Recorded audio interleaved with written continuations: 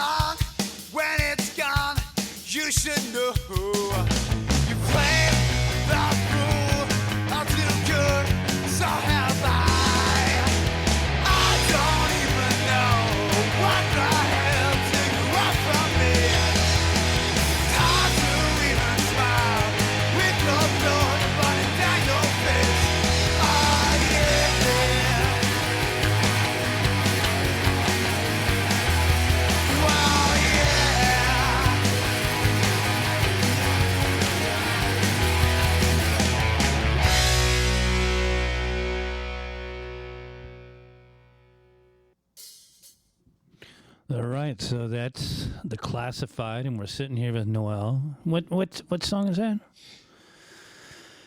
Motivation by The Classified. Sorry, it took a second. Yeah, wrote that when we were like 18, I believe. Recorded at Double Time Studios with the magical Jeff Forrest. Right. I love that guy. Shout out to Jeff, because right now Sam with Deathiosaurus, he's in there today Cool. recording 4 songs that he has for his project Wastaways. Nice. I believe it's 4 songs he's doing with them. And yeah, Deathiosaurus is, I'm looking forward. I've never been in his studio, but just a staple in this town. Oh, yeah. He's recorded everyone and forever, since ever. Pretty much every 7-inch, every CD, cassette from the 90s, it was Jeff Forrest of San Diego. Pretty cool. So if I do my math right, that makes you 27. 36 right now? 36, that's right. That's right. I'm 12 now. I'll be 45 this November. It's crazy where the time goes. Speaking of it, so, I mean, we talked about a bit of the roots earlier, but what's Classified doing right now? Because I was trying to help John from Beta 7 put together a project, and I brought up the Classified. Are you guys... I mean, we did a reunion show. You guys were there at the Casbah a couple years back, and so it'll take a little finessing. Was that 2019 or 2018? It's right before pandemic, yeah. It was a ways back. Yeah. Oh, yeah, huh? So not too far. But, I mean, I think it's doable. We just have to give us a little bit of a notice. Right. And get the guys back on page, and, yeah. But by no means you haven't stopped writing music. I mean, we've seen you, Jerry, and I seen you about a year ago at the Belly Up. Yeah. Some of that's my solo stuff. Some of that was classified stuff, and some of that was the new band, Desponders, which is we just finished the album. It's getting close. We got a Facebook page just went up, Instagram page just went up. There's nothing on it yet. It's just right. If you guys want to take a look, there's nothing on it. Just a photo. But Desponders. Got to start somewhere. Yeah, and then pretty soon there'll be some music and photos and videos and stuff like that. Yeah, well, it takes time to get the content. I have the same thing with Deathiosaurus and Left Out and Cemeterial. I don't really have anything to put. I'm terrible at taking pictures, for one. But we haven't, gotten things together quite to get it moving. Yeah. But sounds like you already got a full band and everything's just who's in the band. And so it's my buddy Danny King. Him and I were in a band called The Gift Curse, which is on, if you're interested, Spotify and all that fun stuff. Yeah. And Kevin Strom, he was in Buckfast Super B, a couple other projects, and yeah, we just kind of started jamming in the pandemic, just nothing else to do kind of thing. And, we tightened down like 10 songs and knocked it down with TJ from Buckfast at his studio, Phaser Control Studio. And spent a little bit of time jumping in and out, doing our thing, no rush because no one's banging down our door to get it. Right. And it's yeah, but it's done pretty much. Like we're just doing some awesome. Finishing touches and getting starting to do mixes and mastering and all that. Yeah. Boring stuff. Well, yeah, but it's all part of the process. Right. Yeah. I mean, it's better than just putting it away and not getting back at it. Yeah. That's kind of the running thing now, that seeing how the scene is coming together. And of course, we're talking about our roots, and we're going to get into that because I'm going to do, again, it's a deep dive, but I'd like to know your roots, and then we can geek out on what you play and why. And but nowadays, one thing that I'm starting to notice is there's people that are trying to do, and as you know, I tried to help John doing a 90s reunion type thing. And there's a lot of bands that are either completely dropped off and they're not doing anything, or they're still riding that we used to be wave. And not many people are really going out there and writing new music.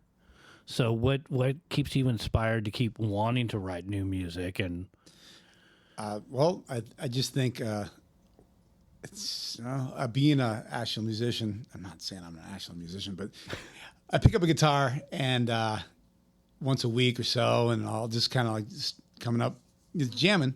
Yeah. I come up with something kind of interesting, and I'm like, oh, I think at least a drummer should hear this. And if and then if the drummer thinks a bass player should hear that, then we kind of move on from there. And then okay, and if everybody's on the same page, and shit, let's record. Yeah. Why not? What else are we doing? Yeah. We have no expectations of being famous or getting anywhere. It's just put it to tape, see what happens. Yeah. For fun. At least so I can listen to it back and going, yeah, I did that shit. That's me. That's me screaming on that. So you're still inspired to write because it's still something that's part of you, right? Oh, yeah. Not for everyone, but I feel like some people just like, I want to be in a band, so I should do this and put these things together to do that part.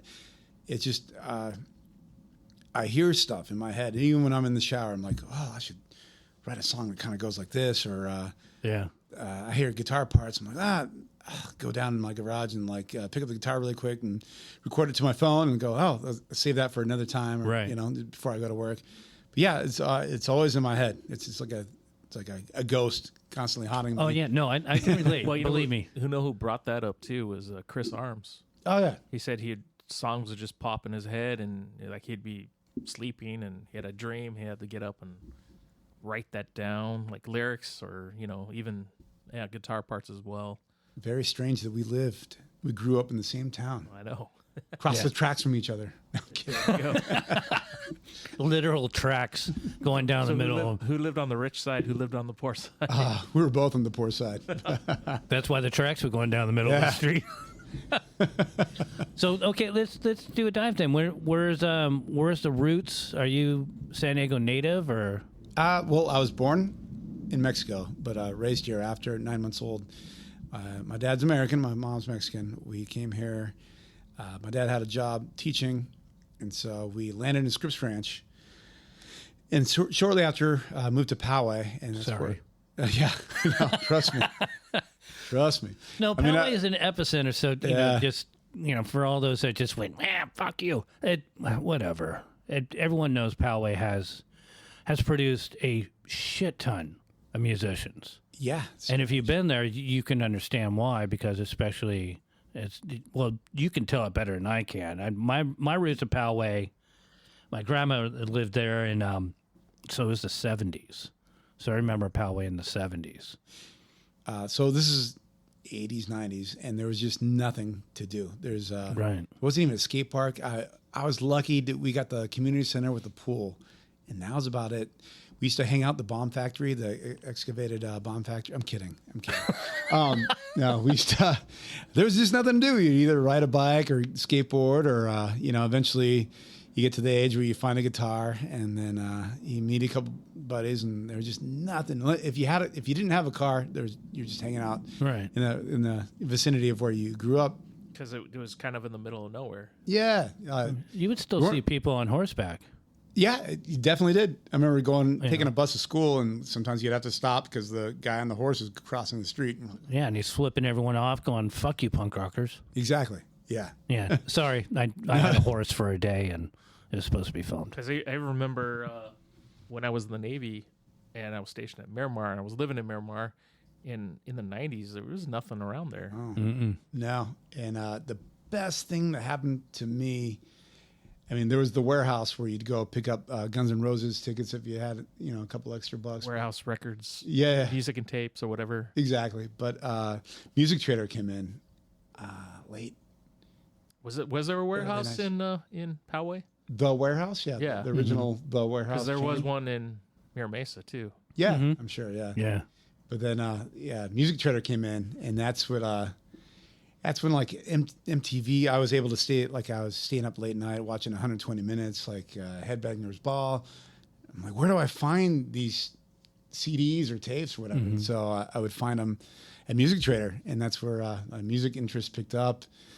I'd go to shows. I'd go to the early Soma downtown, and I saw bands like Green Day, Face to Face, Under-in-Law, not knowing Under-in-Law were just like guys that lived down the street, but it was crazy. And I'd go find their stuff down the street for me, and I realized like, oh, okay, well, the radio's cool, but there's better stuff out there if you just go check that out live. Right.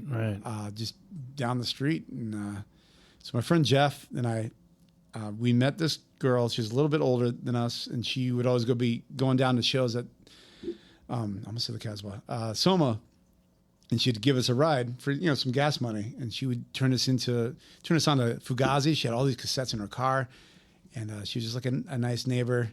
And that's like when we saw all the cool bands down at Union Street, and then we became massive fans of that, and grew into the Metro Street fans as the place moved, and just never looked back. We were hooked on. And then you guys started playing the stage. Yeah, and then Jeff, I'd never played music, but I got interested.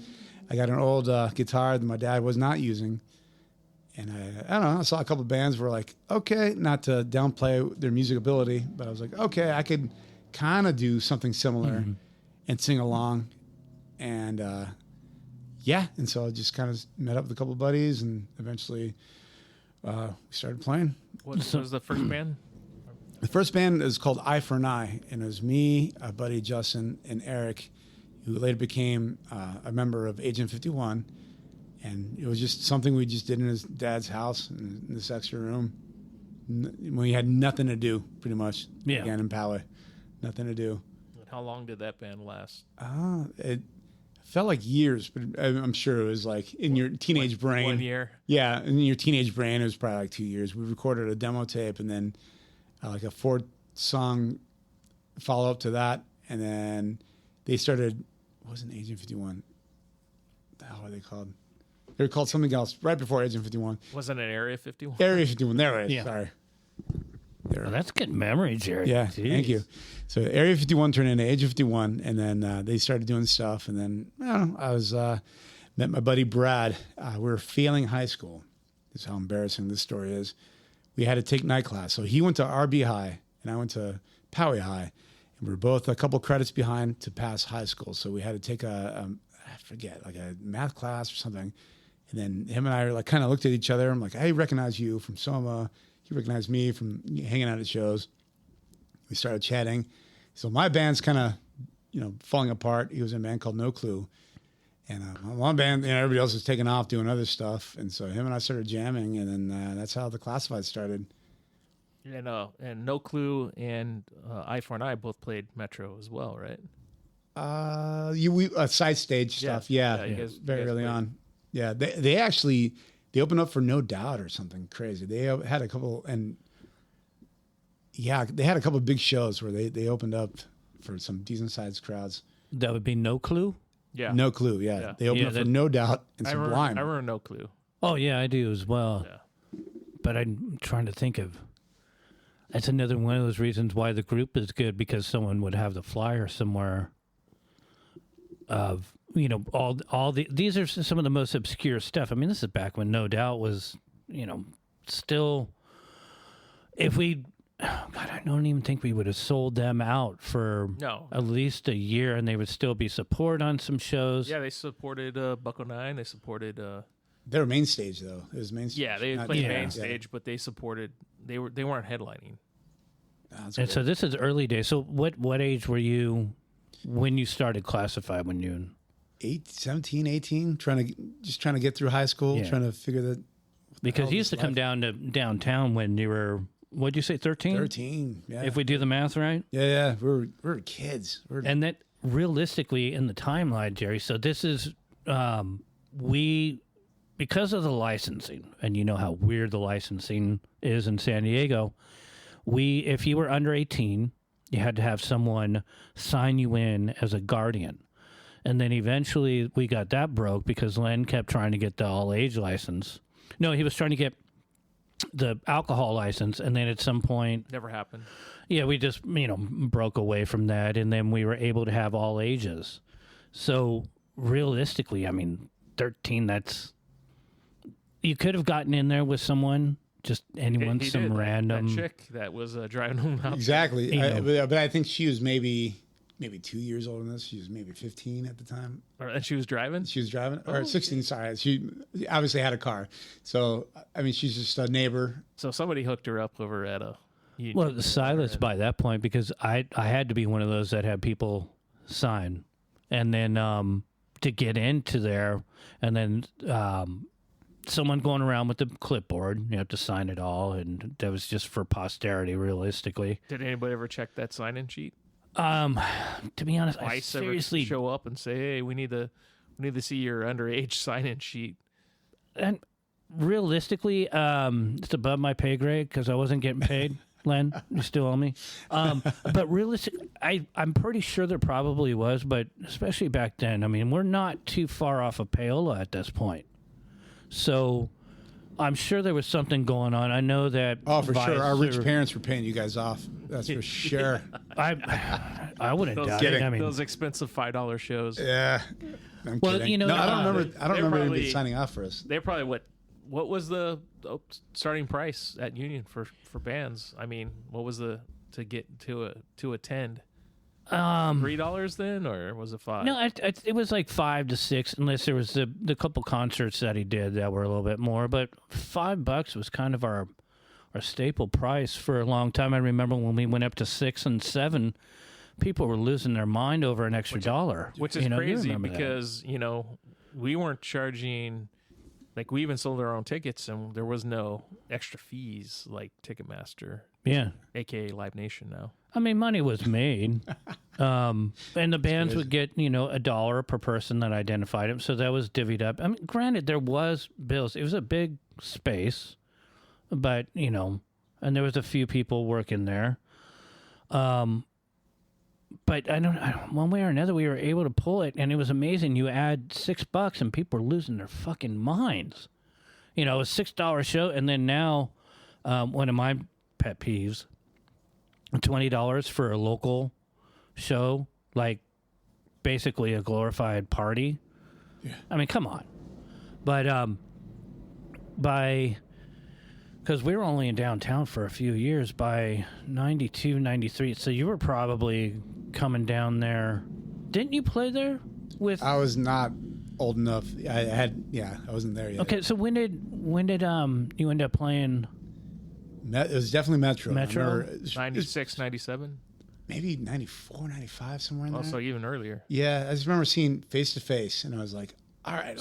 There's like a three-piece band. So you were like 17 then, the first time you played? 14, 15, 16, somewhere in there. Eye for an Eye. Yeah, I would have been like my sophomore. Oh, so really, year. you started going to Union when near the end of Union. Then. Yeah, it must have been. Yeah, because I had no idea when it started. I just we had a friend that went to RB. We knew him from middle school, and his name was John Gatra, and he had a cousin that was like a bouncer, and he's like, "Hey, we're going down check out the show," and we fell in love with it. Downtown, and it was back then. It was scary. There's all this buildings being built, and I mean, it still always is, but as being like a little kid, it's just everything's so giant. Oh yeah, it scared the crap out of me when I there was a couple times where, because I was living in Santee, I didn't drive for many years. So, 21 years old, taking a trolley, and I for whatever reason, it got so far into downtown. And then I remember one day having to walk, and I'm walking through downtown, and there was the one liquor store that I would even take bands to every now and again to get alcohol. Once I ended up having a vehicle, but I lived in downtown later even, and when I lived there, the whole element, the mall wasn't even there yet, and then when they tried to gentrify it, it was still scary. Like our south half of that'd be which one's the one that runs through Market? South of Market is where you guys were, yeah. And it was just hence the name. Hence the name, yeah. There's many. I think that's actually where Len came up with it. That and the derivative from the drug, where you go to a place where you can just be yourself, and I don't know, many rumors about it, but it was a scary freaking place. Yeah.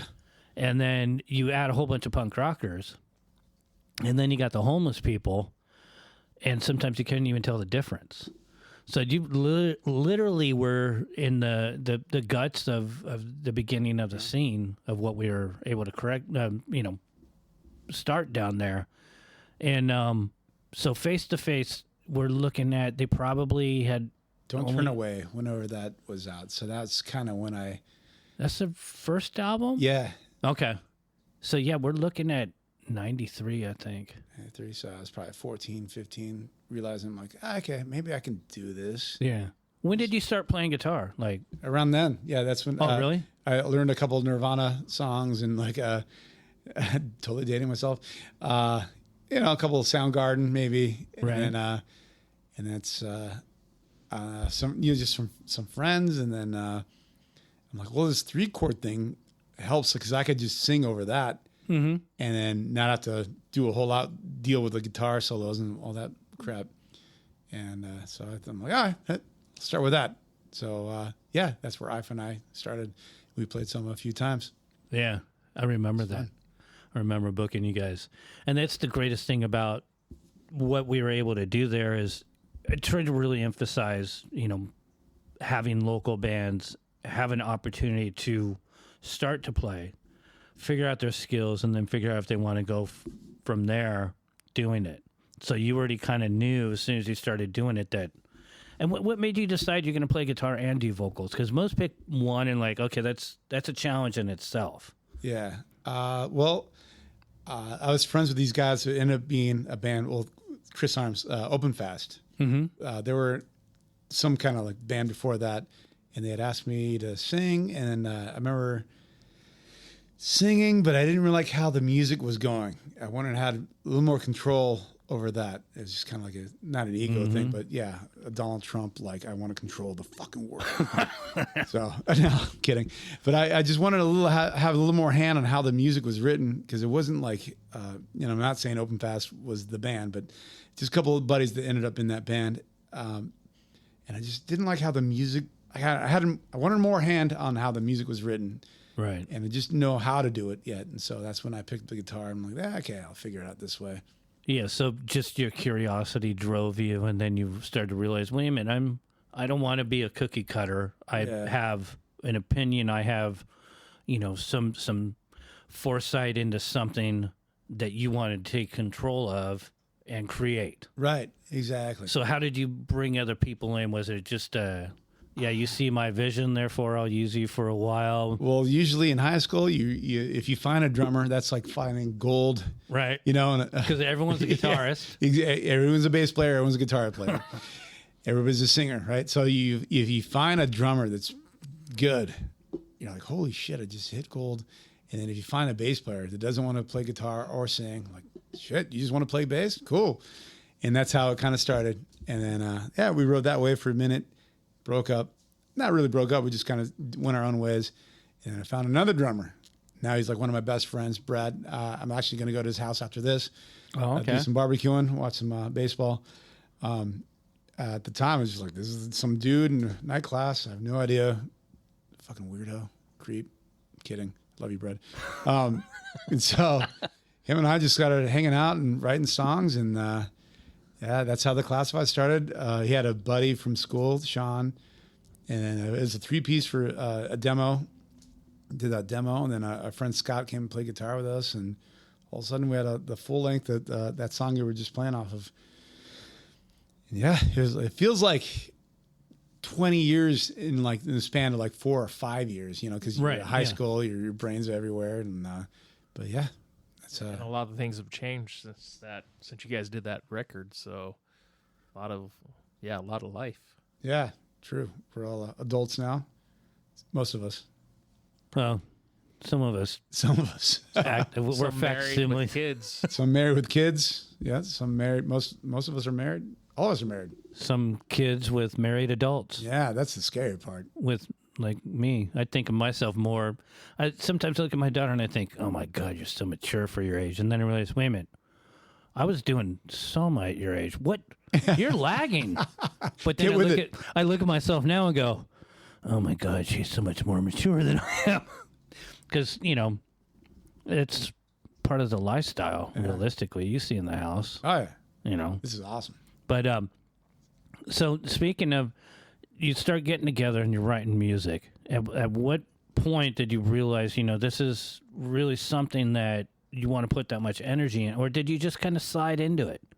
Because some people have their whole sort of future kind of planned out and they're articulate, like, I want to do this, and then we're going to put out a record. And was that even part of it, or is it just we're running with it, we're going to try to get shows? And yeah, not really. Yeah, exactly. It was just kind of like everything was the next step. Luckily, we had at the time Brad, and we still have. He's our friend, Rob Perlman. He was just another guy that went to Rancho Bernardo High School, and he just had a little bit of money. So he decided to start a record label, and he's like, "Hey, you guys are pretty good." Hey, where did that money come from? Was it his grandfather's death? I don't know. Yeah, I think his grandfather died. Like, there's this young kid who's starting a record label. Where's this money coming from? Yeah, unfortunately, I think a family member died, and he got his inheritance, and he decided to do something with it. And he started a record label, and it was us, Agent 51, a bunch of other local bands that eventually ended up on it. But and that would have been Alphabet Records. Alphabet Records, yeah, thank you. And I'm trying to think, because I have an Open Fast 7-inch. I have an Agent 51. Agent GDC was another one. Was that? Agent 51 would have been on it.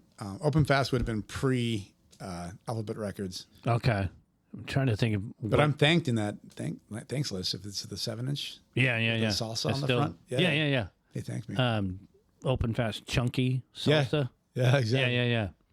Okay, so Rob started that afterward. And how old was Rob when he started that? 15, 14?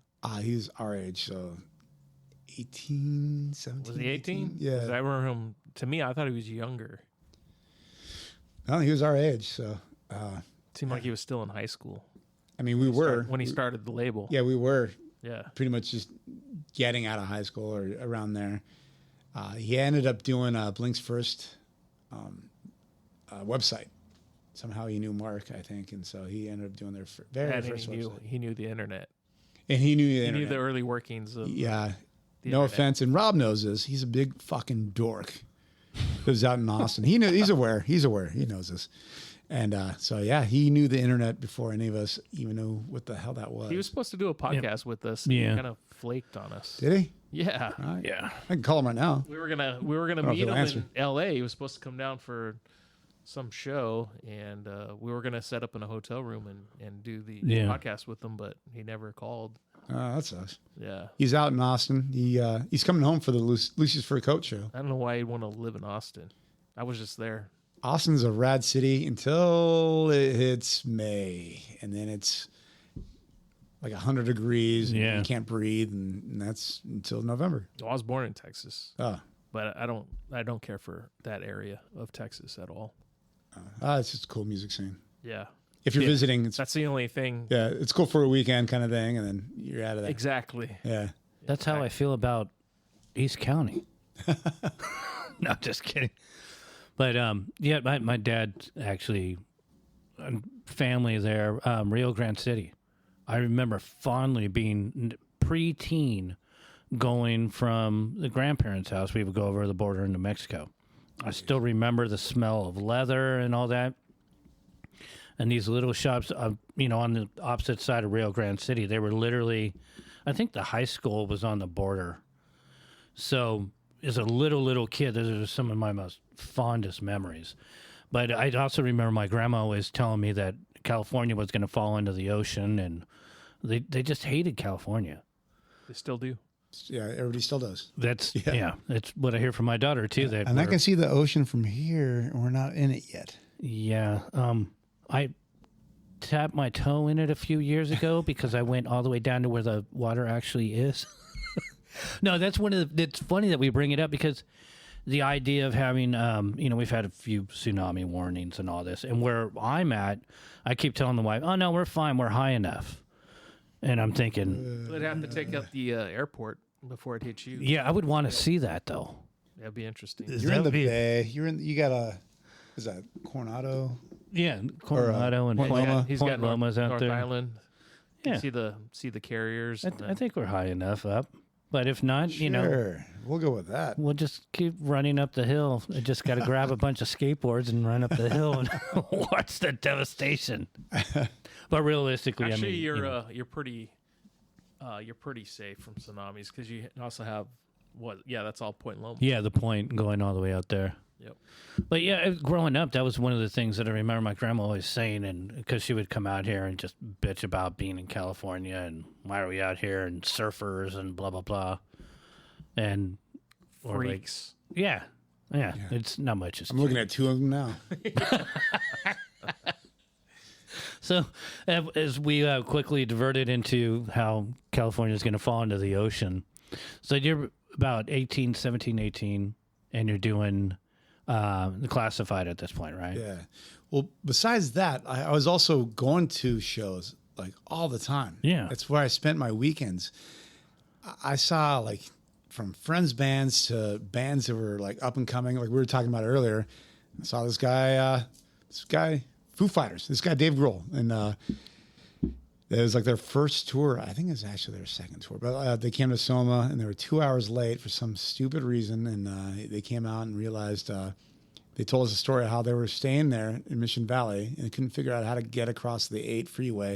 It took them like an hour and a half and whatever. I saw Helmet, another one of my favorite bands. I saw Faith No More there. These are just some of like the bigger ones. Yeah. Green Day played there multiple times, even after they got massive. There's such a awesome, even local bands like I don't know, Law. Saw a million times there. Bucko 9. You guys played with Blink 182 We opened up for Blink 182. 2 nights. Two nights in a row. Yep, that's true. Just a lot of great memories of that building, that scene. There hasn't been anything like it since. No, not any condemned movie theater ever since has it been that great. No. That's the truth. Not the same vibe. No, seriously, it was so cool. Met a lot of friends, met a lot of people. that I still talk to these days. It's weird too, huh? Yeah. Like everybody's family. Yeah, exactly.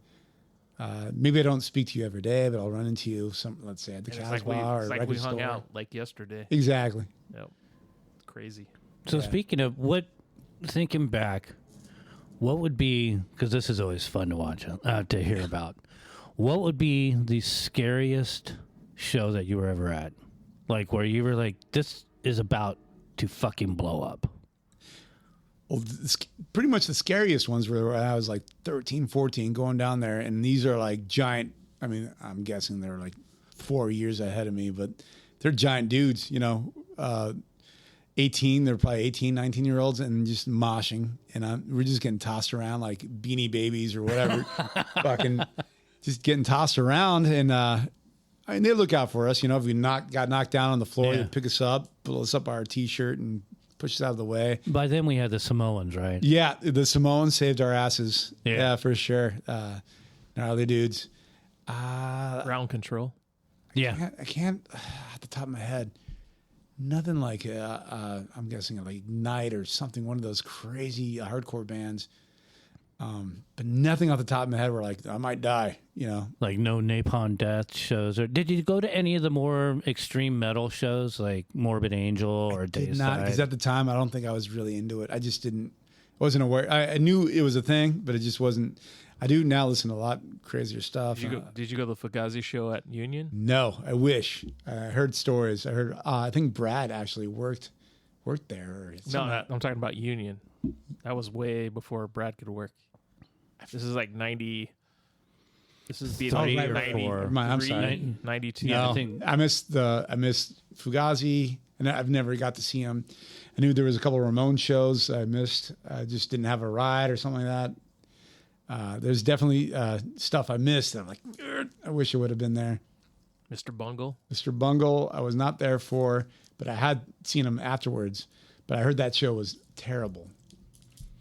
I wasn't there. I can't even. I know that. I heard it was bad too. I know Mike left a bunch of stuff. That's where I got my tales for the New Year's Eve. Well, I'm talking about the Morena show. Yeah, I guess it Mr. was Bungle at the Morena. the Disco Volante. Yeah. Like it was like their second album. Just a bunch of noise. Yeah, they just got off on just everyone off. So like it was a sold out crowd. Oh, well, And they they just did nothing really. Just made a bunch of sounds that no one liked.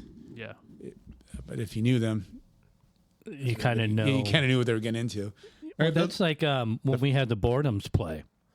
The band, I believe, out of Japan. Yeah, I think so too. There's Melt Banana is another one that came out of that. But when the Boredoms played, it was like one of those things where if you knew, you were prepared. But if you didn't, you were about to either like really want your money back or have your mind blown. Noise, the energy, everything about it was just an assault on the senses.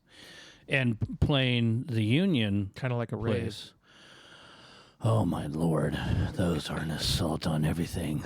Yeah, the Boredoms when they played, it blew my mind. I'm like, oh, okay, this is fucking really different.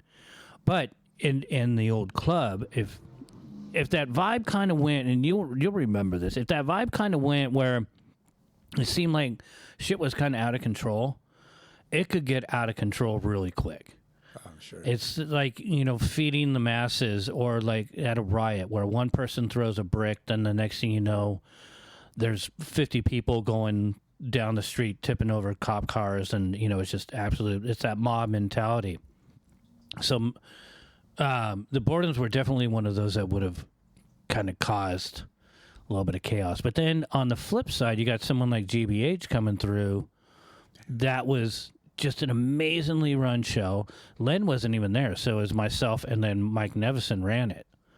And it was like, it was beautiful. It was a beautiful thing. It was punk rock, the high energy, and I like that chaotic energy on a stage show, Where it's on the edge of all of them. Oh, falling yeah. apart. Yeah. Yeah, I still, and that's, it's a personal thing for me. But then to be able to do something safe for the community and to be able to give bands an opportunity, you got to kind of have a structure and a semblance of authority, yet DIY ethics. So some of those shows there would be so tame and boring, like the Ill Repute Offspring show, Oh, really? which was early days, and there was like 300 people, I think, that showed up at the main stage, and it was just awful. Jeez. Awful. So going back to that, do you remember the early Summer Slams? Yeah, we played a couple, or I for an I did, yeah. Yeah, didn't you guys play on the main stage for? Yeah, that was probably our first main stage. Kind Be like 10 people. I mean, 10 bands. Yeah, and they're rotating. I remember we ended up hanging out with the Slightly Stupid guys, and it's just insane their whole story. Oh yeah, they just kept with it, and Yeah. now they are where they are. yeah. Good for them. I'd have some more insight on that. It's funny because Adam. Shout out to Adam. He just put his book out, Slightly Sublime. So he tells some stories about, because he's the original drummer. Yeah, And now they've replaced him and made it basically like a modern version of B-side players. They have all these people, and they're huge, huge. But the Summer Slams, any of those that really stick out? Because there was, we would have like Flat in Manhattan, Ghoul Spoon. yeah. I think Green Day probably did one of those I don't remember. in the beginning times. I just remember it was a bunch of our peers, like just bands from like Escondido, all around town, pretty much. And then you'd meet up, and then it'd be an all day thing in the summer because you had nothing else to do. Yeah. Right? Out of school. Especially out in Poway where it's hot as hell. Yeah, hot in the hell. So you go down and play and meet people and hang out. Those were fun. Those were really fun. And then your friends would come and see you, but maybe stick around for another band or two and Right. make friends, or buy a couple CDs or tapes or whatever. It was a really cool idea. I thought that was fun. Yeah. That was really Well, fun. here's a question that we haven't been able to dive into with people, because now we're talking. So obviously, this is pre-internet. This is pre-social media. How would you guys promote yourselves, other than we had our flyers, obviously, but how would you guys promote yourselves in Poway? Because Poway scene was so freaking big, and then it started getting into Penasquitos, Rancho Bernardo a little bit. And it just started. It had. We even Ramona. It kind of, but Poway was the center hub, and there was so much talent. And so, how would you promote yourselves? Was it at high school? Yeah. And then how would you promote afterwards? And then how did it become such a central hub with so many musicians?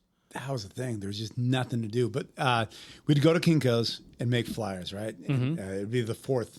We'd cut the page in fourths, and then go into schools, like at other high schools at night, and slip them in lockers, because you put a piece of paper in a locker. And we spent. That's the first time I heard that. Oh man, we did it tons of times. Slipping in lockers. Yeah. Yeah. Instead of mailboxes, we're putting flyers in lockers. Yeah. That was if you thought about it, that was like It was a good instead idea. of doing a mailer or some kind of that, or trying to call people. Free. It was free. We just spent our everybody put $10 in, make a couple thousand flyers. Yeah. Did you guys ever get chased out of any high schools? No. Because you were doing it out in the evening, right? Yeah, we would just jump a fence and So no security, no issues. security. Yeah. Yeah. Easy. That's before pedophiles, apparently. So. Well, quick jump into Yeah. this. Well, But, that's kind of the. You thing. weren't allowed, Jeremy. I know that much. Oh, jeez. Just kidding. I wasn't allowed because of the way I looked. Like, what the? You're gonna make all these kids walk around with Yeah. freaking tackle box on your face, and No, yeah, we would we'd jump fences and just put flyers and lockers, and that was it. yeah. Get the word out. And then, the skate scene out there, wasn't there? Yeah, I wasn't. Fairly decent. It was massive. Yeah, because again, nothing else to do. Yeah. I was friends with skaters. I just never did it myself. I was just not talented with sports or standing up straight. And but I had friends, like good friends that were all about it. Yeah. Yeah, but yeah, that's all you had to do. So you'd be I'd see skaters everywhere, and it was before they put the little stoppers on every Oh yeah. railing and Skater haters. yeah, exactly. But yeah, it was fun. We just hang out with those, but usually I just played music, tried Yeah. to at least. Yeah, because I do, when we bring up the flyers at the schools, and I would go, Silas and I used to do it in Point Loma, but one of my things, it depended on the show. If I kind of had a gut feeling that we weren't going to be doing too well, I mean, we're going to get into Pirate Pete and Music Trader and all that, but in the early days before, I mean, I had the record stores, but we would have the big posters. So I would go around high schools, and this is the day when I still had a colored mohawk and, no, really not many tattoos, but obviously you remember how I dress. You remember how I dress. So Slacks, here I am. button-up shirt, tie. Absolutely. Yeah. I my briefcase, because I looked like a With the lawyer flyers. and tried to blend in, and, hey, it's okay if I'm putting up these fucking flyers. No. That stuck out like Calvin Klein models, what I came to mind. Absolutely. That's how I got into hand modeling. No, so I would, try to do it as fast as possible and Skateboarding in his briefs. and I would try to staple as many flyers on as many telephone poles as possible. But back then, you would get nailed for its. I don't remember it's not a vandalism thing, but you could get nailed for the whole post no bills thing. So you weren't supposed to put flyers up in places, but around the high schools, if I get one on the street side or two, and then one on each direction, and if I'm really lucky and I could get away with it and I could bust it by a cop, I would do 4. So if you're driving by, you can see the fucking thing. If you're coming from the west, east, if you just put one on a pole, that's going to get ripped off. And they were usually ripped off the next day anyways. So I try to wrap them around the pole so as many people could see as possible. Because realistically, with Lennon one year yelling at me, if this show doesn't do well, then it's another band that I'm disappointing because I'm not going to have a big enough audience, but I might lose my job. So This is hell over your head. I would try to just saturate the poles around high schools or anywhere where the kids were at, because you guys were the ones coming to the shows. Right. And especially if I had to drive too far and put things up around poles, I had to kind of scout it out to know where the poles were that I could get away with. I'm not going to go out there with tape. Now, it's a staple gun and, riddle the poles. And that's why those poles in most communities around schools have a layer of Yeah, the metal. staples. Or the metal. Now they got smart. Put the metal down. So you can wheat paste those, but you don't want to wheat paste it because you're going to get, you're going to get a fine. I think it might have been Carter Peace Mission that taught us the spray glue. Oh, yeah. Just slap it on something like. That was nice. That was easy. And, The staples. Eventually you just run out, but the spray glue. Oh, yeah. Well, so many times we out, stapling and run out of staples and be like, oh, well, I guess we're done. I tell Silas, I guess we're done. We're out of staples. No, we got more back at the house. No, we're done. But there's also beer at the house. Yeah. But hey, with the spray glue, didn't you get that resin all over your arms? Yeah. Yep. Yeah. There's that. But you were playing cool shows at Soma. Well, it's a whole mentality of like in L.A. I was going to ask how many times do you think you guys played the main stage at Metro? Not a ton, probably. Maybe 4, 5. Yeah, 5, 4. That's more than most people. Yeah, it was. And then you played the 2 New Year's Eve shows. So the 2 New Year's Eve shows. Do you remember what years those were? No, I have them somewhere in a flyer book. I think you guys played the last 2. Really? Okay, Yeah. before you guys moved. 98, 99. Yeah. Before it closed down. Damn, that's right. Before our album came out, yeah. And then, bummer. But it was fun. Digging deep into those memories. Yeah, Isn't it crazy? it is crazy. Because it seems, you would think, it kind of feels like it was just yesterday because it's, back far enough in the recesses of time. Yeah. But to dig out details, it's like, it's one of those things that you're going to remember, like a day or so after this and then text us, hey, I fucking remembered Damn this it, thing. can we go back? I know. Get the mics back on. Yeah, because you guys got to do the actual Soma one, and you guys got to do the Golden Voice one. Yeah, that's right. When they traded over. Yep. And I don't remember the lady's name. Shalise. She was always nice to us. She was awesome. And we had talked about this earlier, so I'll bring it up now. But Otis Bartholomew recently passed away. Rest in peace. O from Fluff and Olive Lawn and many other bands. Revolver. So I first met him at Soma, the Metro place. We opened up it was Hagfish, All, Fluff, and The Classified. It was a side stage show. I remember that show. It was awesome. And there wasn't that many people there. That's where Bug got hit in the face.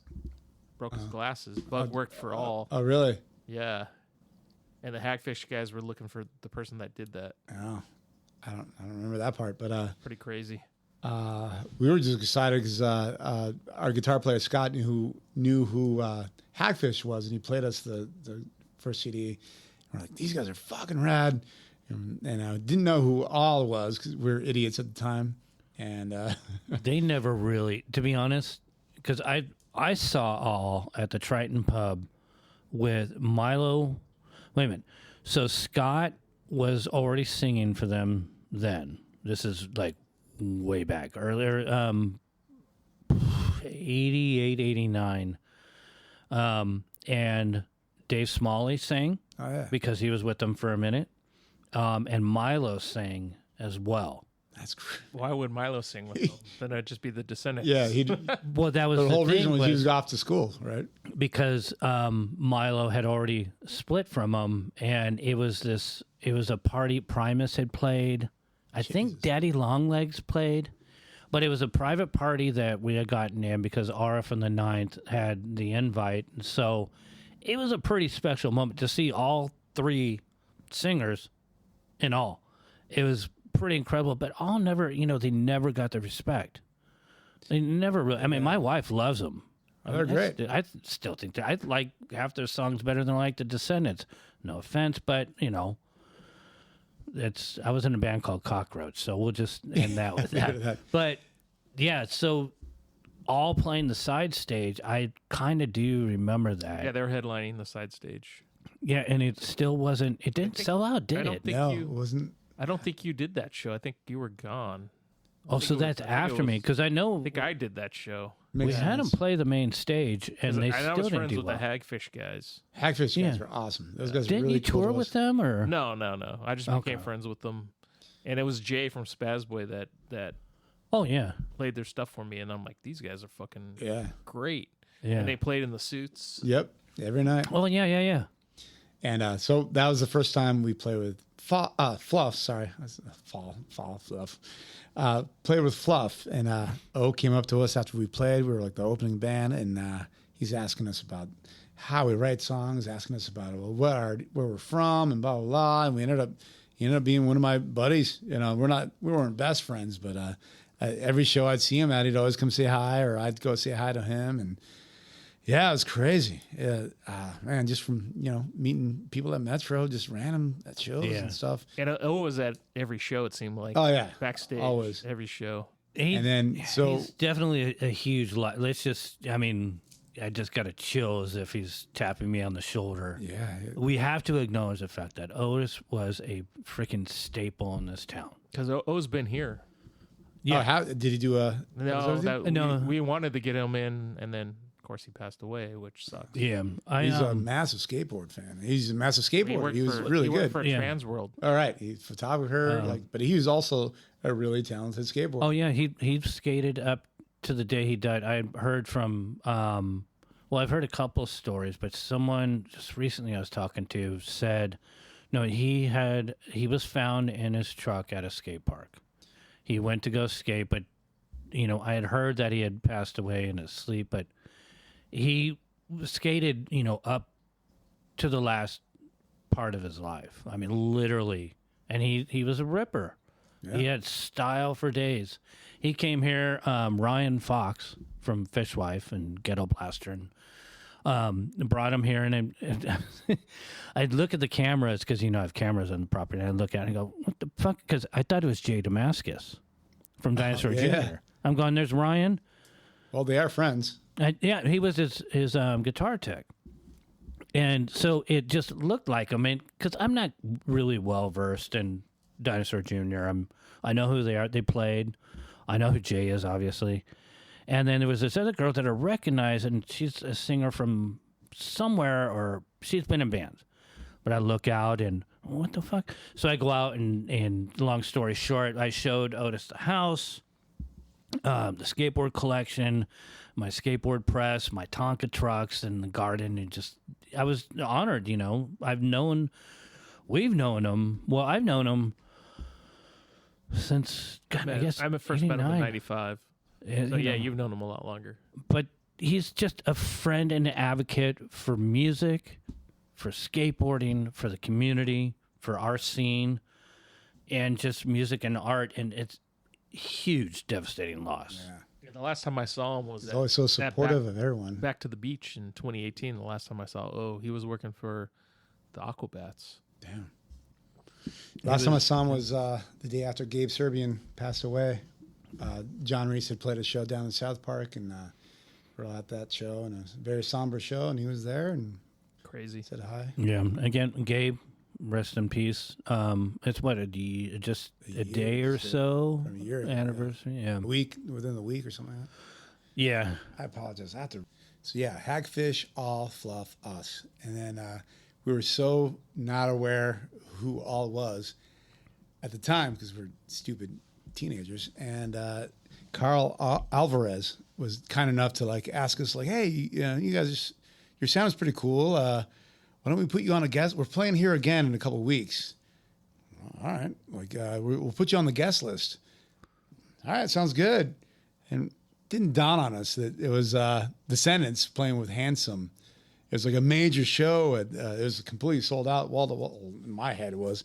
Right. But I got on the guest list for Descendants when I was 18 years old, and I was like, "What the fuck?" Like, that doesn't happen anymore, really. Wait, so where was that at Soma? Yeah. Yeah. Main stage. Why do I not remember And that? Handsome were some of them. A couple of the guys from Helmet, which is duh. It was like a super group. Oh, Yeah. that's right. Yeah. Okay. Now I remember Not that. Hanson, handsome. Handsome. Yeah. Hanson played the next night. I didn't go to that one. Was it really the next I night? didn't get the. No, I, they didn't, never played. There's I didn't get the free pass on that one. That was the thing that was going around because somebody got Handsome confused with Hanson, the yeah. brothers. But no, Hanson, just to put it out there, Hanson never played solo. Still to this day, I could swear. Closest to Handsome was Silverchair. Yeah. Oh, okay. That's probably what I'm thinking of because they had their parents. 3-piece. Yeah. Pretty boys. Yeah. I actually just saw something because I do when I get home and my pug is, I get home from work and then I'd have to do paperwork or whatever, and I'll usually put on YouTube and watch interviews and just music history because it's something that's in the background. So I'll sit here and I'm doing whatever text or whatever I have to do, and Boogie will get on my lap, my little pug. And something about Silverchair came on, and I remember looking at, and so I'll tell, my dog the history that I know of certain things because I can't tell it to my wife. She's already heard it. I can't tell it to my daughter because she doesn't care. Yeah. I can't go and tell the people out in the public because they're like, why are you harassing me? And no, I don't want a beer from you. Dude, are you? leave me alone. Who are you? Yeah. And these are homeless people, so they don't want to hear about it. So luckily we have the podcast so I can share stories. No, I seen something on Silverchair and it was like, I remember them coming through and they were kids and their parents were there. And, it's another one of those. Bunch of little kids in the crowd. Yeah. Uh-oh. But it's crazy how, certain people will start a band, right? And they'll do it for a while. And then they get married and they have kids and then they get a job and then they'll drop it. Other people, they get a band and they start doing really well and, that's their career and then they just go and they're famous and all that. If you're lucky. If you're very lucky. It's so very few people. There's a lot of people that I have that reach out to me because of the group that'll tell me like, yeah, here's, we played this arena, 20, 30,000 people. And I'm looking at the picture just going, holy crap, what are you Ghoul Mouth. I mean, Smash Spoon. I mean, literally, not to completely throw them under the bus, but I know you're the getting people that have created this world for themselves with music, that are playing in front of those huge arenas, like Zach with now Smash Mouth, 20, 30,000 people. But they do it on their own in their own little niche, and I haven't heard from them in 20-something years. That wasn't here in the States. That was Which another one? country. Smash Mouth playing in front of that many people. Oh, so they don't play in front of those crowds I don't here? think that here, no. I don't think. Do you see Smash Mouth playing in front of 30,000 people in the States? I haven't seen Smash Mouth play in front of me. I saw them when I wouldn't even know where they Buck play. 09 was touring with them. Oh, back in the day, right? Yeah, that was back. That was when they first came out. So they aren't that popular. There's a few I'm people sure they're that, popular, but I think they Not like that. probably play like casinos and Yeah, stuff like that. fairs. There's a guy that I'm thinking of in particular. The audience that he plays in front of is incredible. But then I look at bands like Slightly Stupid now, which is basically That's crazy. they have Side this stage band to same thing with Blink 182. They just play Coachella. Well, yeah. It's crazy. I mean, from what I And then I was actually gonna bring up Descendants. Did you see them when they played New Year's Eve? Yeah, I think we opened up. Was that that was one of the ones? I was definitely there for because that was '97 probably. Yeah, you guys didn't play that one. So we didn't play, but that's when like I'm the One was like yeah, their kind of single. yeah. Well, I don't know if that was it, but at that time, because I talked to those guys, and they said that was the biggest show they ever played until Warped Tour. Really? Yeah. wow. So they never played a show that big with that many people until So Warped Tour 6,000 started, people when they started maybe. touring on Warped Tour. Yeah, 7,000. Wow. So I did fart jokes in front of 7,000 people. Yep. That is my legacy. Get that tattooed. Well, but what was it like opening those New Year's Eve shows? It was fun, and it's kind of funny because I'm married now, and I have family that comes into town from wherever, and I always point out the sports arena. Yeah, I played there twice. Yep. Not once, but twice. But it was cool. I mean, I grew up in San Diego, so I saw everyone from Slaughter to Warrant to Metallica. I don't think I saw Guns N' Roses there, but I know they play there. Yeah, I saw saw Pantera there. Nine Like, Inch Nails there. I saw Depeche Mode. yeah. And then I did a bunch of shows there. I saw Iron Maiden first real concert, and then I did security for Pearl Jam there. Metallica. Crazy. I saw Metallica when I was Saw Metallica there. Yeah. 20. We went in a limo, so I walked out like a rock star and went in like everyone else. I was actually security. Actually, I did security. I worked security there for Van Halen, Pearl Jam with the Ramones opening, Jesus. Bad Brains, the Beastie Boys with Bad Brains opening. See, this is the thing is, my 9 years of doing Soma, I ended up 7-Eleven and then back to mowing lawns like I do now. But there's so many people like Jerry. He was able to have all these opportunities, and as we all know, if it wasn't for him and Scott, there wouldn't be a Soma building right now. And I don't say that as if it's just kind of made up or hearsay. They literally, if it wasn't for I don't think there would have been another freaking building. I don't think so it could have existed because you guys did all the legwork.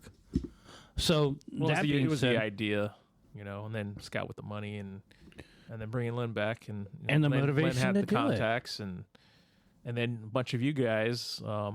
Shout out to Brad and Dave and Shay and Scott. Shay Smalls. They all put in the hard work of actually renovating that place to make it to what it is. yeah. So this is where I'm completely in the dark. What? I mean, just talk about that. I mean, Well, I wasn't really there for it, so but I know good friends of mine, Shay and Shay Small and Brad Bohensky, and Dave. well, Dave another O'Reilly. reason why we need to get Brad on. Dave was on. We did a little podcast with Dave. Yeah. Dave O'Reilly and a bunch of the guys that used to jam with. They helped out. They wanted to be part of something that was new and the next step Yeah. in the Yeah. Soma, Absolutely. in the Soma world, and they helped out a bunch. I don't know where I was. And that was a big venue. That is a big It is a big, yeah. 2,500 people. The last time I was there. And it's been the longest lasting Soma. It hit the 20-year mark in last year. Damn. Mm-hmm. I was there the first time they served beer for that Descendants show, and Yeah, I haven't been there. then I haven't been there since I walked out. saw 2000. Under-in-Law last fall. And some of the guys from Bucko 9 played that. Oh yeah, yeah, that's right. Yeah, That wasn't Tony. It was Craig and Dan. yeah, it's nuts.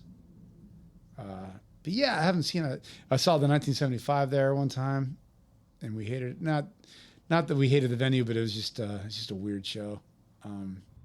Yeah, I guess my tastes have differed, and It happens when you get older. yeah, I'm more of a Casbah observatory kind of guy nowadays. Yeah. Well, the thing is, we don't like being around a lot of people now. Yeah, That's what I think it is. Unless you're on stage, then it's different. But it being in the crowd kind of sucks. yeah. I've never personally really. Well, Jerry knows. When I go out, it's head down, and for one, I don't really know how people project me being out and about because I left on such weird. This is something we've never talked about. Jerry knows, but hey, Yeah. it was cool when we went to see you to see you play with Pivot Oh yeah, and the Belly Up. Yeah. 51 at the Belly Up, and a lot of people came and approached us, so it's Yeah. kind of cool. yeah, it always makes me nervous just being in a crowd, and I'd like to, because I don't. It's just weird. As I grew older, and I had to kind of hide and try to figure out what the fuck I was going to do with my life, and musically too. I mean, I haven't really since the Poor Meat, Cockroach, since in '77, and then the other dozen plus bands. I've never really been out and about, and to be honest, this is the thing I like talking with all the musicians and what I consider family. I mean, this whole thing of all of us is a huge family. But what has helped? And did you take any breaks from music? Let's start with that. Did you take any breaks where you just like, I don't want to be out. I'm not comfortable. I don't know if I fit in anymore. Was that ever a problem? Always. Like I always after the Classified, I always just thought like, I could be done. That band broke up, and so I could just be done and just jam it at home, and somehow someone will, hey, let's try this. Let's try this. Hey, like someone interesting will hit me up. I'm like, all right, well, I guess I'm not doing anything. So all of a sudden the new band started. Yeah. So it wasn't ever like a planned thing. Just like Gift Curse. I was living with our bass player Chacho, the same guy from Spell Toronto, and then Danny, him and I started jamming, and that lasted a little while, and then new band same was like Danny hit me up, and I love playing. He's an amazing drummer. I love the guy. We're good friends, and it's just kind of like there was definitely pauses in between where Right. like, okay, I could be done. Right. Just gonna hang out. But the mind's still working, right? And you're Always, still yeah. I'm thinking- always writing stuff. I had like, for instance, I put out a solo EP, and I was probably gonna do more with that. Then just got bored with that. I don't know, just kind of moved on. But Yeah. yeah, I never stopped thinking about music and writing Right. music. But I was maybe I'm done playing live. You ever think of doing anything with Chris Arms? We deviled in it. We did like a couple songs at his house like a long time ago. We definitely talked about it. It's just Be kind of cool to see you guys both on stage Yeah. playing and singing. all right, Chris. You hear that? Challenge. Yeah. Challenge. Kind of like the dueling pianos, but Yeah. That's not a bad idea. no, that'd be kind of cool. We've talked about it, and then we just never really like committed to it. But I'll bring it up. It's not a bad idea.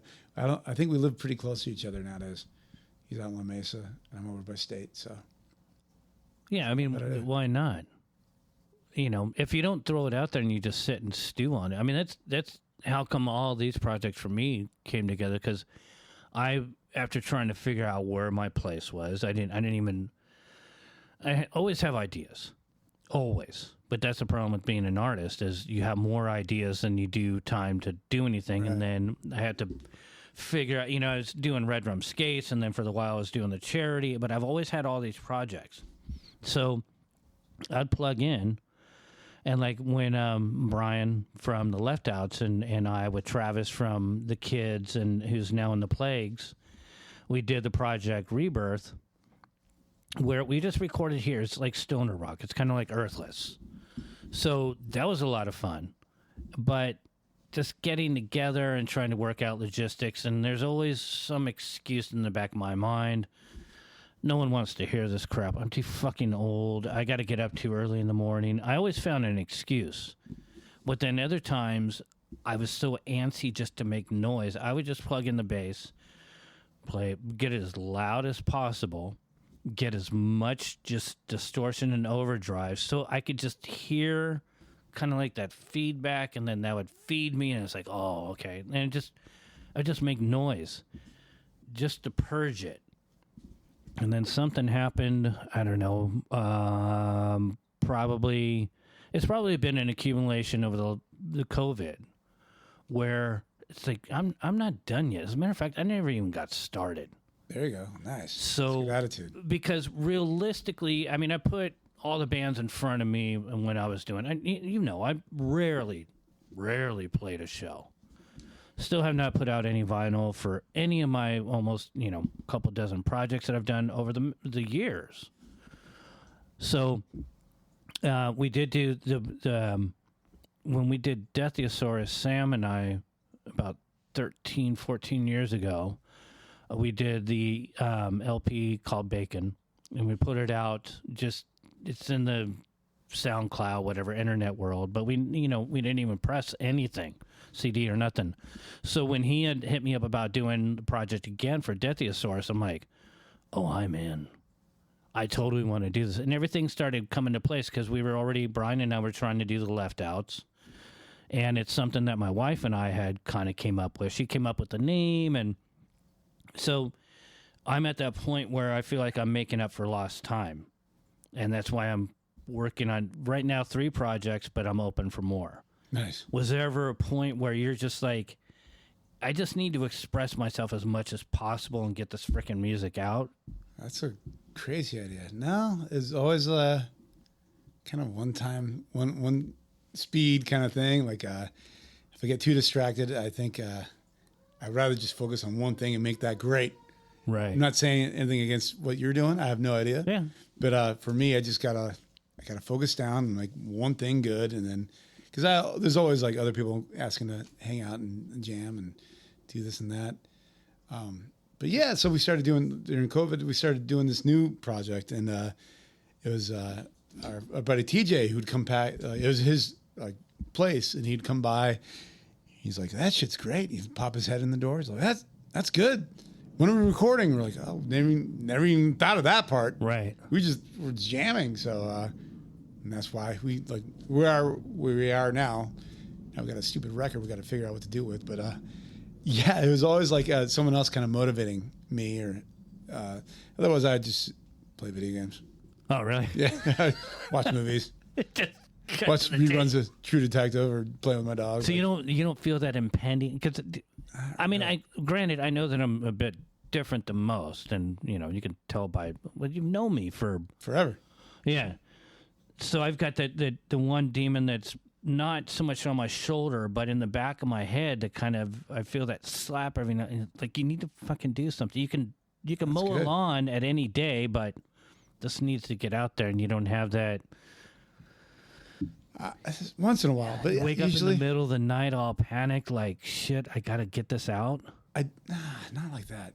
I'll get up and write a song. I'll record it on my phone and go, cool, got to go to work.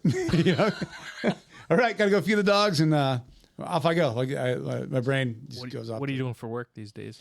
I work at a mortgage company. It's really fun. Sounds like it. No, it's not bad, actually. I like the people I work with. I like the people I work for. So, well, that's all that matters. Yeah, it's good. I do okay. What made you go in that route? A long time ago, I fell into that. A buddy, good friend of mine from Mira Mesa, was doing it, and just kind of fell into it. I did it for a while, went away, came back after COVID, and it's been doing pretty well. Even now with the interest rates so skyrocketing? Yeah, that hinders it a bit. But can imagine it once that shit goes down a little bit, hopefully. It'll blow up again. It'll blow up again. But yeah, we've been busy. We've been busier than we have in the past years. So Supply and That's demand. good. yeah, exactly. So But it pays the bills and it keeps the you bill. busy. And I'm able to buy guitar strings and Do some recording. do some recordings. Hi. looks like Pugsley. Yep, Pugsley's coming in. Oh, Jeez. just knocked That was this your head head. on the table. There's your head, Pugsley. Baby boy, Mr. Man, is he going to say anything? Whoa. Yeah. Whoa. Oh. Whoa. So who? You got the new band. Who's actually in the band right now? The band's called The Sponders, and it's Danny King and Kevin Strom. And they're both just local guys who've been doing it forever. Yeah. And just got together, just started writing some stuff, and had ideas of how to do it a little bit different. And went in the studio, and slowly but surely we got it done. We're not in a hurry. Right. Yeah. Well, that's the thing that I can appreciate more than anything is my idea with one of my projects was just to slap it together and I wanted to get playing live again because I really want to be on stage. And then the more that I started putting it together, I realized, oh no, it's either the ADD or OCD or GBH or DFA, whatever. CBD, Yeah, CIA. PCP. Whatever. But realistically, I came to the realization that, my ideas are a little bit too complex just to throw out there. I mean, I would love to just, something like Cockroach. But even Cockroach, the approach that I had and the idea, it was so much more complex than just throwing together something just to get it out of my system. Because artistically, I do such a deep dive. So all these projects have turned into a 3-chord into, well, maybe if I add this element. And then the more that I work on stuff, it's like, I can probably punch that up a little bit more. So I'm finding myself finding more and more excuses to prolong the process because now, even more than anything, it's the journey, not the end result. Granted, I do kind of have an end result with these. I'd like to be able to put out records with everything, but I find myself really enjoying the entire process.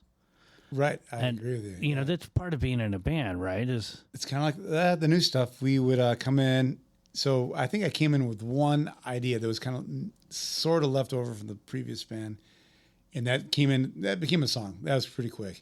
But all the other ideas was just like we just come in and like talk about like what about a song like this, and then we'd try to what does it sound like for you to start with that song, or what would it sound like to that, and then it would just kind of like grow from that, and then it was just all a bunch of.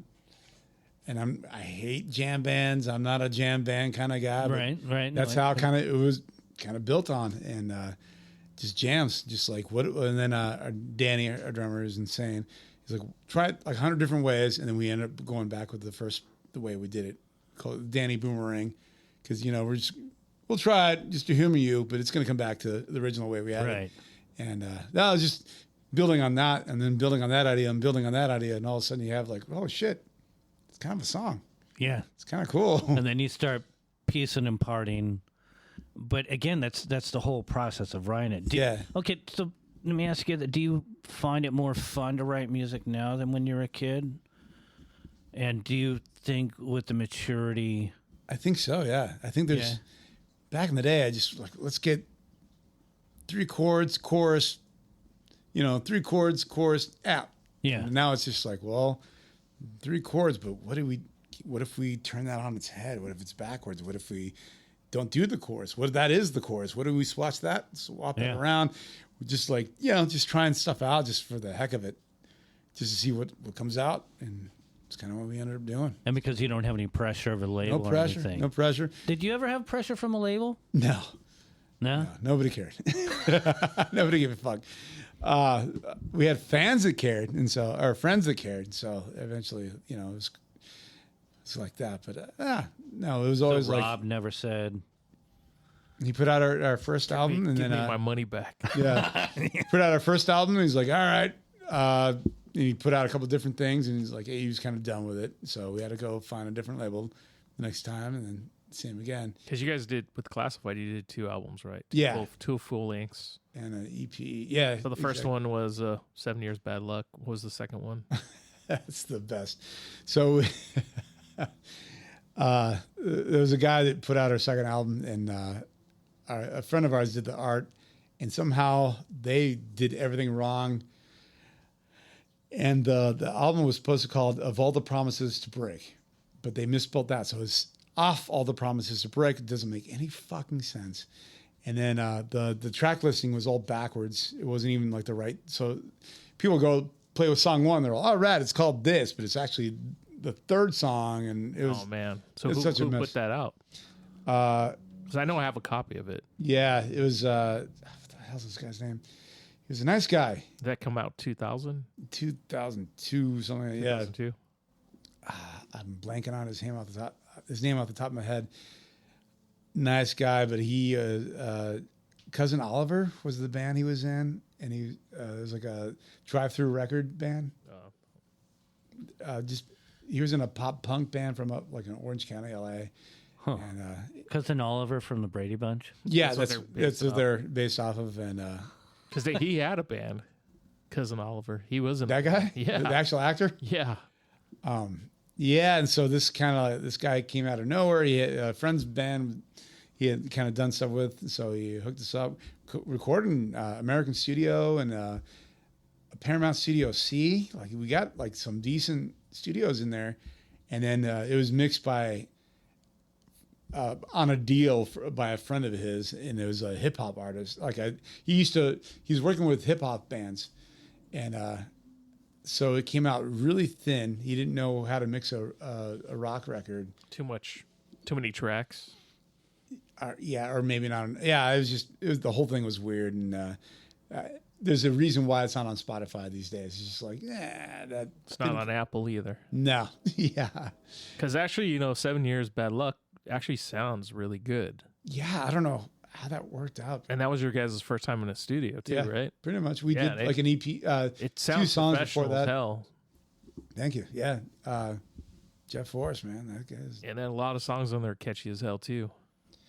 Yeah, so that was a funny thing where everybody we're not trying to say we're ahead of our time, but everybody was doing punk rock.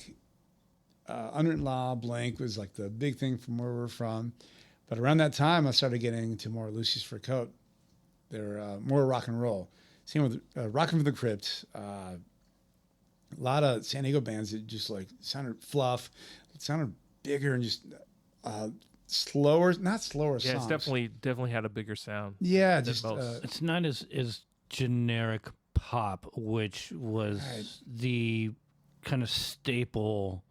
I would almost call it the introduction to the hashtag punk rock, where anything that Reese was doing or more of the Casbah, it was more of a avant-garde noise mixture, rock and roll, experimental, out of the norm. yeah.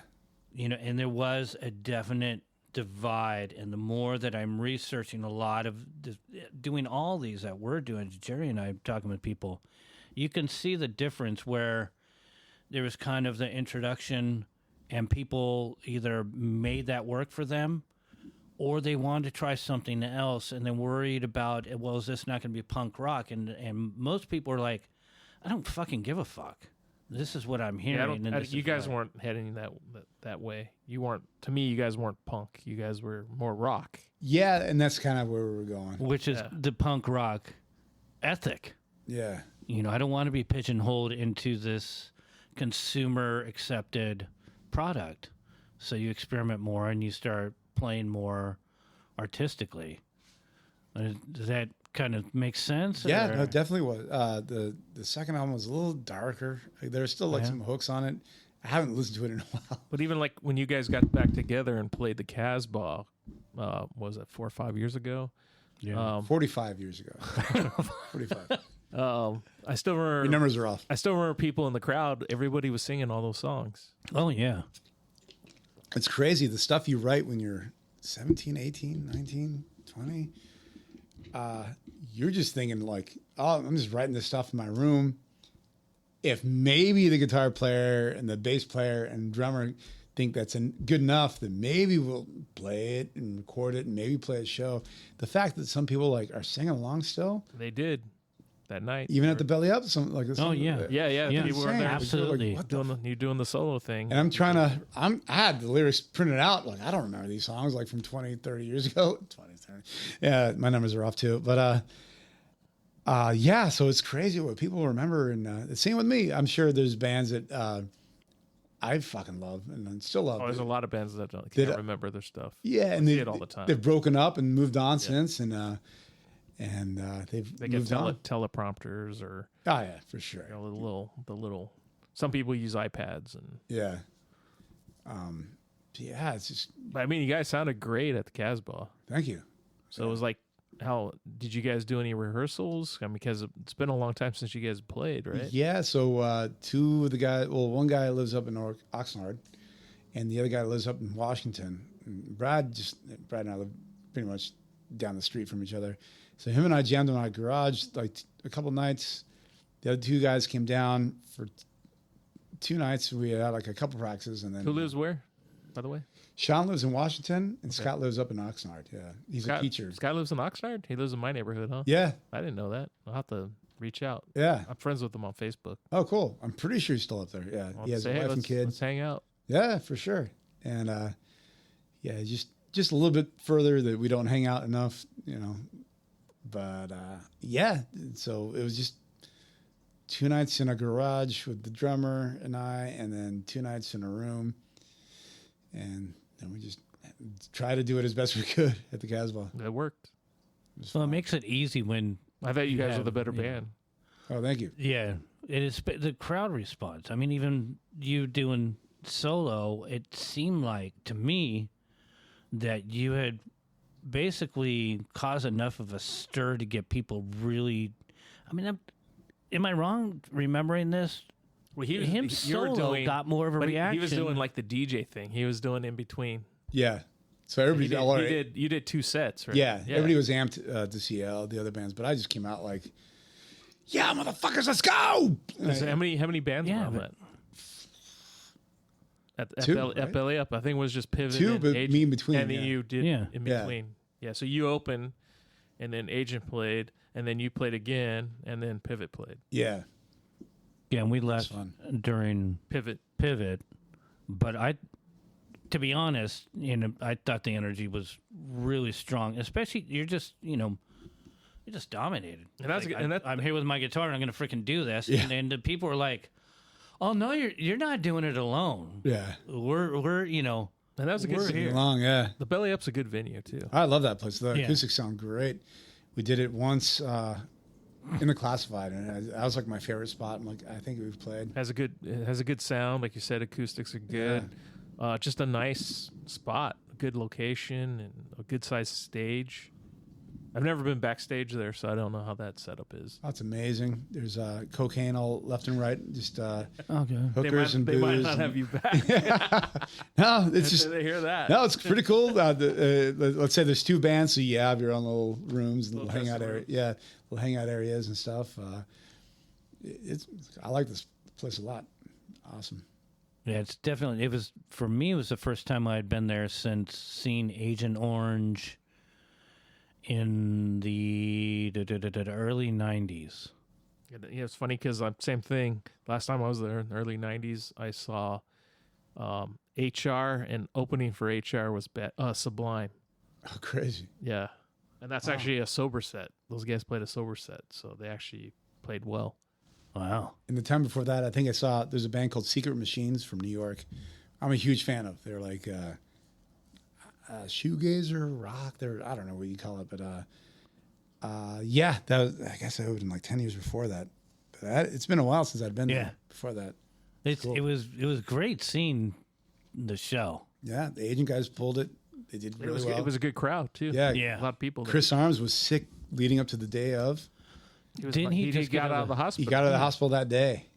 Yep. Crazy. Wasn't it appendicitis or something?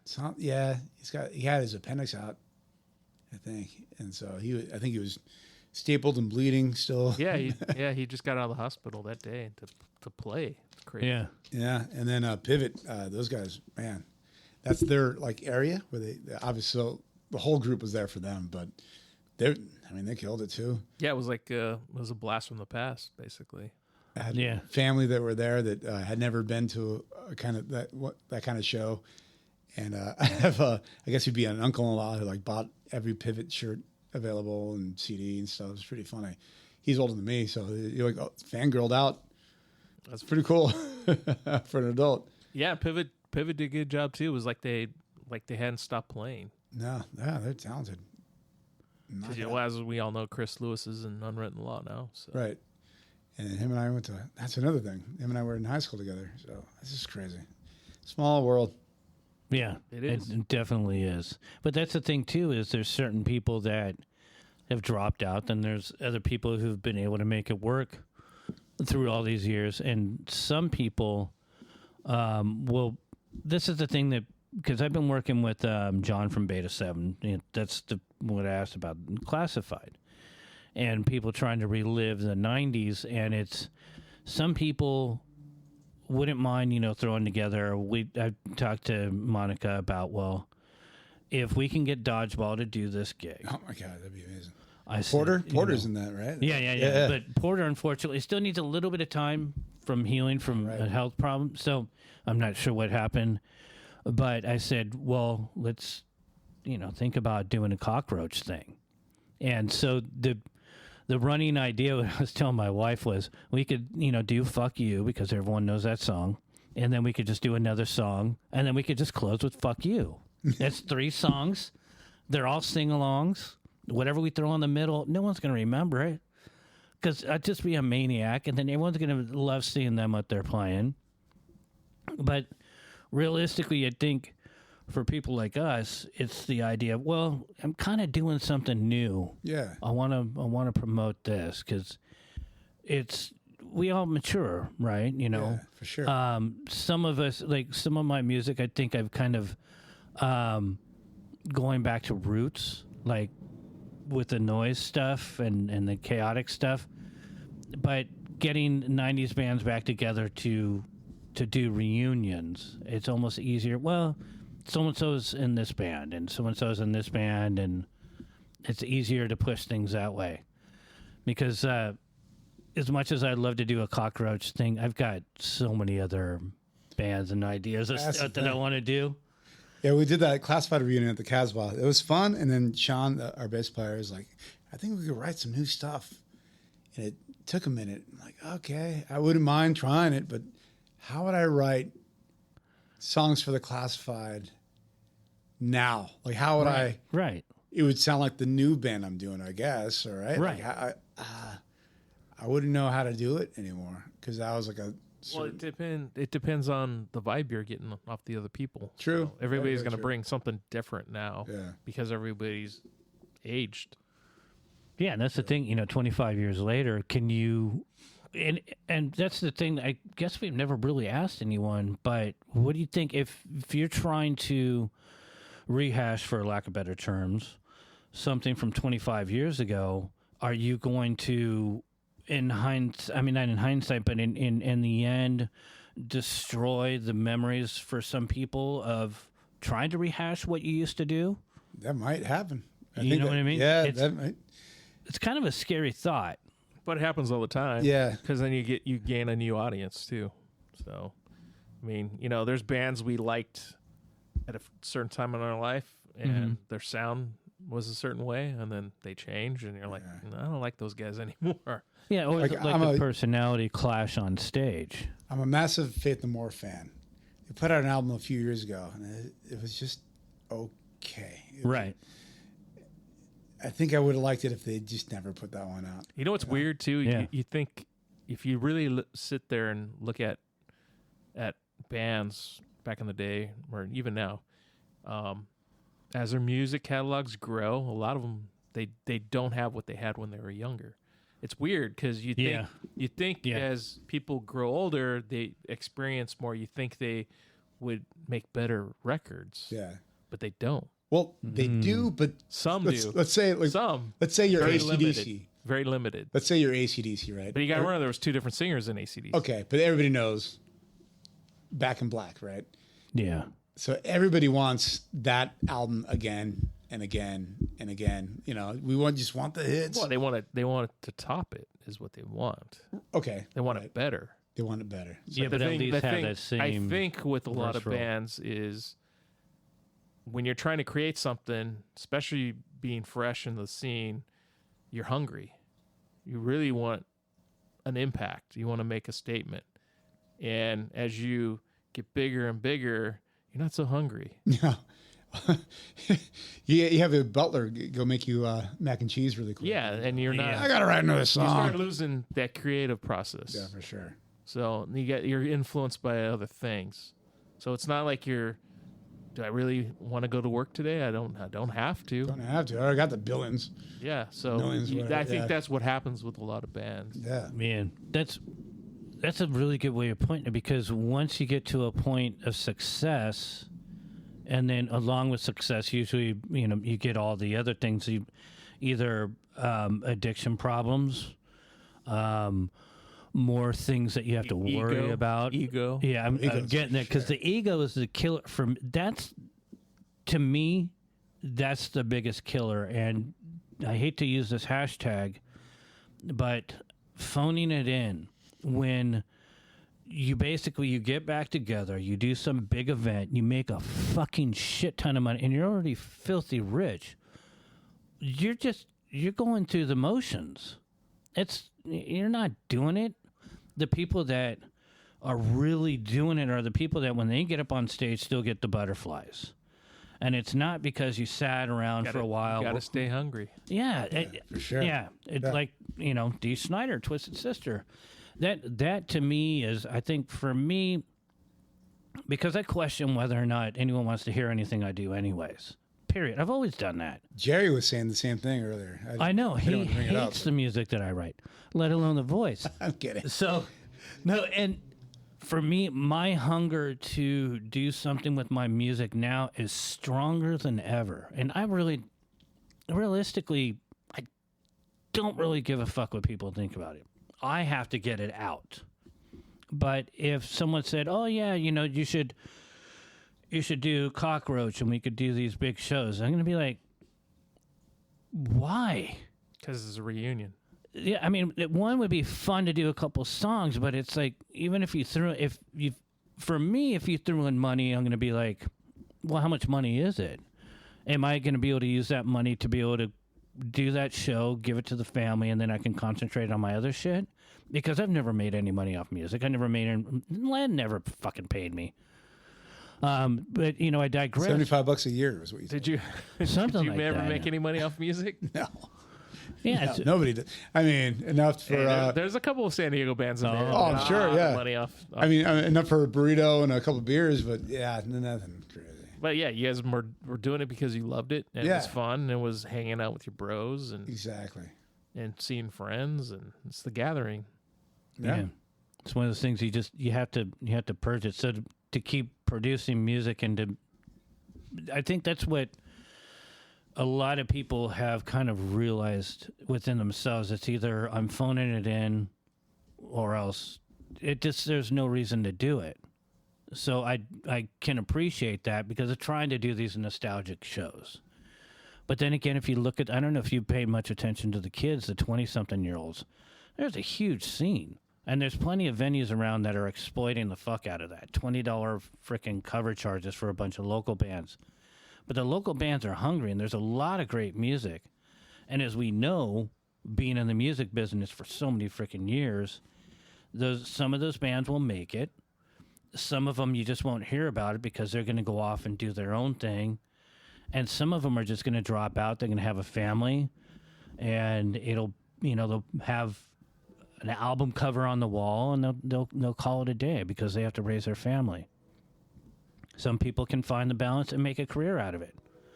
Not all of us are those people, but to be able to tell the stories or share the stories and still be able to write prolifically as an artist. I mean, that's whatever hashtag you put on it. If you love writing music and telling the stories or whatever, then it is what it is. It's a lifestyle. Yeah, for sure. I think the best part is still having someone interested. If someone's still interested in what you're saying, and there's people asking you like, when's the next shit coming out? That's fucking cool. Yeah. You know? Yeah. Not a lot of people are banging down the door for you, but whatever. As long as like a couple buddies are like, Hey, you got history, yeah, exactly. and that's all that matters. There's so many people that wish they could have did some of the things you did, playing some of those shows, the New Year's Eve shows, whatever. Those are amazing. And I don't think we'll ever have that time again. No, probably not.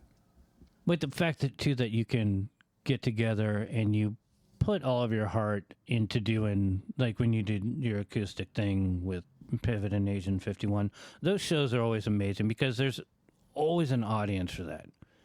And there's nothing better than doing something that you created in front of people who appreciate it. It's the same thing with the podcast. Just when I think there's kind of a lull and there's not much, no one cares about it. They're over it. No, someone out of the blue. Oh my God! I heard the podcast, or I just heard this one. It reminds me of this, and then they start sharing stories. To me, that's like, yeah, wow. And we had many chances of stopping and not pursuing, like we were talking about earlier. You were our first actual guest. That's right. So to be able to revisit this and actually have a proper conversation and chat like this, I mean, it's the world to me, That's great. And Jerry and I are able to share these stories with an ever-growing audience. What's that? Whoever wants to listen to them. Yeah, but the audience keeps growing. There's people out there that they really do care. You never know who hears too. For instance, once in a while, I'll be randomly at a bar in South Park, just somewhere so remote from like the Soma world or Poway or whatever. And I'll walk in, and then my wife will order a drink, and then she'll order one for me, whatever. And I'm walking in, the guy would be like, "This one's on the these are on the house." I'm like, "What the fuck?" Yeah, like, what, I don't know. Poisoned? She's like, I don't know him. Well, I don't know him. So classified. He'll remember. That's crazy. He's probably some kid at a show. Yeah. Who knows? I just somehow remembers. Yeah. And, it's cool. It's flattering, and It is. It's very humbling. So people are out there. People are hearing it. Oh, yeah. Your podcast, I'm saying. It's like people are out there. People will hear it. People remember.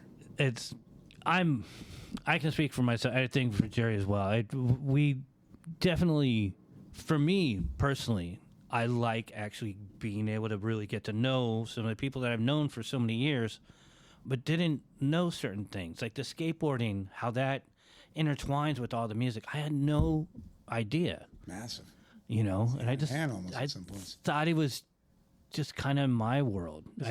Even talking with Andy before this podcast, Yeah. Andy, before he was in Bucko 9, he used to come to all the shows. Like, he would go to the New Year's Eve shows. He was in the crowd.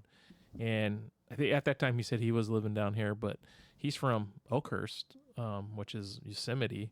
Oh, wow. And they would drive, people would drive down here to go to those New Year's Eve shows. That's crazy. And somehow get home. Yeah. Well, they get a hotel and stay, Crazy. Yeah. But it was an event, and and then now he's at the. But it's extremely humbling, and I am so appreciative of being what part I was in all of it, and then to be able to share the stories. Yeah, you guys are kind of the faces of Soma. You guys would go out and introduce the bands on the main stage, and people know you guys. I hated doing that. I liked it when Len did it. I screwed up a couple times doing Well, it. that's why I did the fart jokes, and frickin' O was all pissed at me the one time because I did it announcing them. I think when it was on the main stage, the one time that they did do the main stage at the sports arena, I went out and then starts announcing, and I just remember looking back, and he's just like, "You can't one up O." And I think that was the one time that I one-upped him. And I remember it fondly because it's just the fact I'm making fart noises. That was something that we did at the club. Len would walk in, I would know he was there. And this started in downtown. So he would walk in at the Union location, and I'd be there, setting up, maybe with the sound guys, and he would just come in, and he had some other weird name for me too. There's everyone has a name for me, but he would do the fart sound. So in the main hall, it would kind of echo. So we're like bats.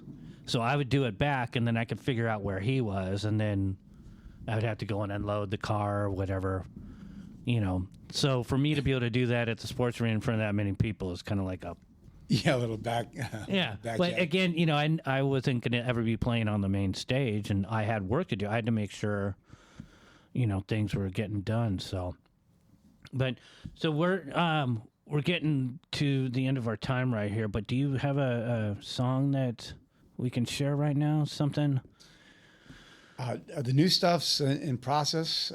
If you'd like to hear "Gift Curse" or my solo, something solo. Yeah. What do you? Let's hear something. I have "Hopes Up" is I guess would have been a good song. Just so that we can have something to close us off. And again, before we get into the song, I got to thank you for coming on with us, and thank you for being our first guest, and then because this will be And the last. season 4. This will be season 4 that we're doing. crazy. So, Noel's trying to curse us here.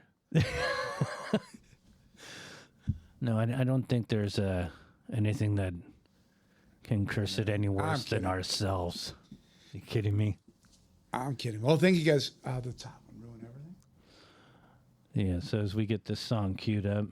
But I appreciate you guys. I live pretty close by, so I can do this whenever. You're welcome anytime. Like This is fun. literally, if you want to just come here and jam, if you got something, Got to get Brad in here. Yeah. Okay. Next time I'll knock him over It'd the be head. cool. Both you guys come in and you guys can like bounce stuff off of each other. It's crazy the stuff I remember and he remembers, and then he'll tell me, like, "Don't you remember when this happened?" I'm like, "Shit, I forgot about that." Yeah. But it's pretty much the same story. Like he'll have like another, "Oh shit!" Like or the same with me. Like he'll remember stuff that I forgot. Or That's how it usually works. Yeah. And that's the thing that Because even too like busy being caught up in all this stuff going on. PK had brought up, was telling Jerry that after doing the episode, he started thinking of more things, and even Mike Spent had brought that up. I had all these other things, this other story, Always. because now it's kind of this won't be out for a little while, but there's no reason not to come back.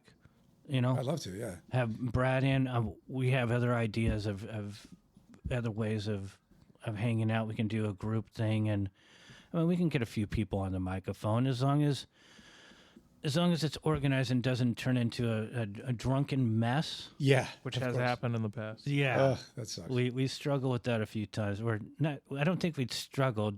I think I had perfectly fine time just drinking my way through and repeating the same thing 5 times in a row. Yeah. But It'd be fun. It'd be Chris Arms, Brad, and I, because we all grew up in the same Let's area. do it. All right. so that's a shout out right there, and we're gonna I'll work on that. and we'll close With your it out. help, I'll work on that. Yeah. No, Okay. I'll work on it too. Cool. Because that'd So- be fun. We all grew up in the same area. All remember the same stories, but different aspects of it. So Right. It'd be cool. Thanks, well. Some Poway history. Exactly. Thank All you right, guys. brother. Thank you. Cheers. All right. Cheers. Never had the chance at all. Like scattered insects across the floor when the lights came on. Everyone was gone. Leave it to me, I'll ruin everything. Just give me the chance. I will come through, filling ourselves full of sympathy, watching up the down. I can't help but laugh. I can't help but laugh. I dance by chance, watching hell marching. Learn to fall in line, following so blind.